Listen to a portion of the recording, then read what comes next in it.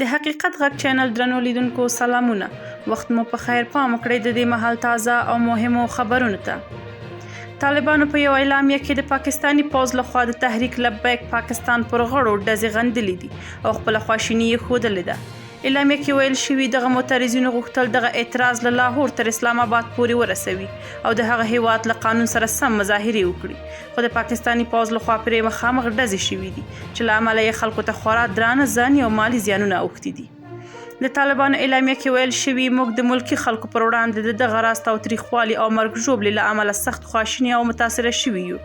د وژل شویو له کورنیو او ټول پاکستاني ملت سره خپله خواخوږي شریکوو او ټپیانو ته عاجله شفا غواړو. د طالبانو د اعلامیې په پای کې پر پاکستاني حکومت او حاکمانو غږ شوی چې د خپلو خلکو پر وړاندې نور زور زیاتی ونه کړي او ستونزې د خبرو او مفاهمې له لارې حل کړي.